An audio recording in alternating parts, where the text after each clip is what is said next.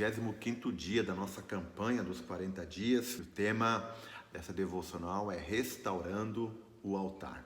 A gente vai meditar no texto de Esdras, capítulo 3, do verso 1 até o 3, e a gente vai entender um pouquinho como é que foi esse processo de volta do cativeiro, depois de 70 anos ali, debaixo do senhorio da Babilônia sobre o povo de Israel. Tá joia?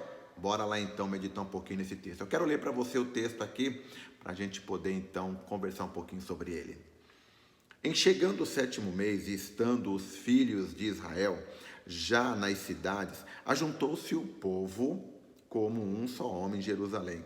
Levantou-se Jesua, filho de Josadaque, e seus irmãos, sacerdotes, e Zorobabel, filho de Sealtiel, e seus irmãos, e edificaram o altar do Deus de Israel, para sobre ele oferecerem holocaustos, como está escrito na lei de Moisés, homem de Deus.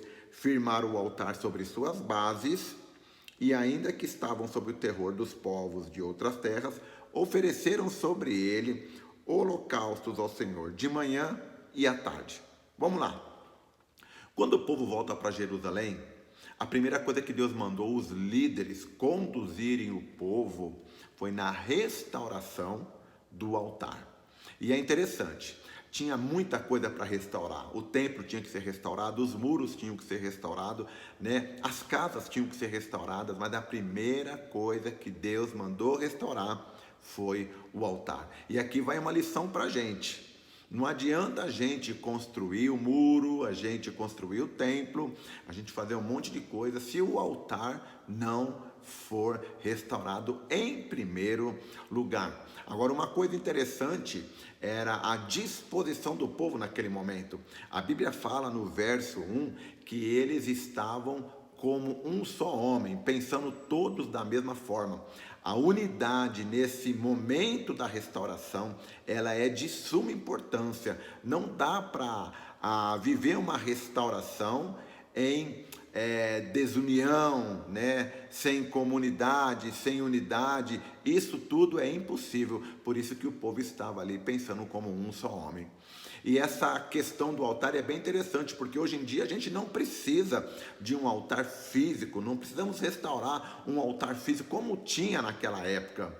E essa é uma questão que Jesus esclareceu quando conversando com a mulher samaritana, lá em João 4, a mulher perguntou para Jesus em qual monte o povo deveria adorá-lo, se no Monte Gerizim ou em Jerusalém. E Jesus respondeu para ela: olha, filha, nem no Monte Gerizim, nem em Jerusalém, porque o Pai procura adoradores que o adorem em espírito e em verdade. O altar, querido, é o teu coração, e ele precisa ser restaurado. Sem esse altar restaurado, não tem como vivermos, sermos o remanescente que Deus irá usar para poder restaurar a sua igreja, a restaurar a nossa nação, restaurar, né, os povos, né, trazê-los de volta para si. Então é importante que o altar seja restaurado. E eu pergunto para você, como é que está o altar do teu coração?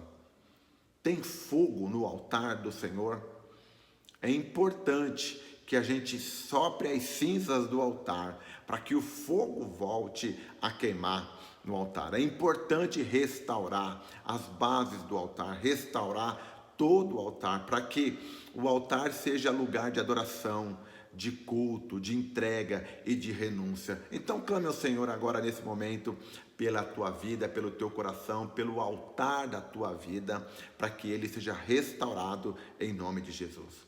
Aproveite e ore pela nossa nação, né? Ore pelo nosso país, ore pelo presidente, ore pela Câmara, ore pelo Senado, ore pelo STF, coloque todo esse povo diante de Deus, o governador do teu estado, os seus secretários, coloque diante de Deus o seu prefeito, os vereadores, que em nome de Jesus eles sejam instrumentos de vida e de justiça.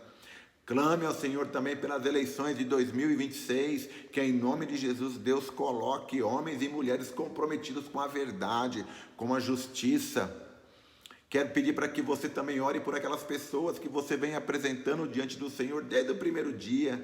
Peça ao Senhor para que salve essas vidas, para que traga de volta essas pessoas que estão afastadas e que haja uma grande colheita de almas. Como motivo missionário, eu quero pedir para que você ore por uma missionária que trabalha com excluídos, com drogados, homossexuais, travestis, lá no centro de São Paulo, na Missão Sena. O nome dela é Sueli. Ore para Deus capacitá-la, ore para Deus dar unção para ela, ore para Deus ajudá-la, ore para Deus colocá-la nos lugares onde há necessidade dessa intervenção. Peça para o Senhor cuidar da sua saúde física, emocional e espiritual. E faça o seu pedido pessoal também. Deus está interessado na sua causa e eu tenho certeza que Deus já tem feito grandes milagres durante essa campanha e na sua vida não vai ser diferente, tá bom? Deus te abençoe. Amanhã a gente volta aqui.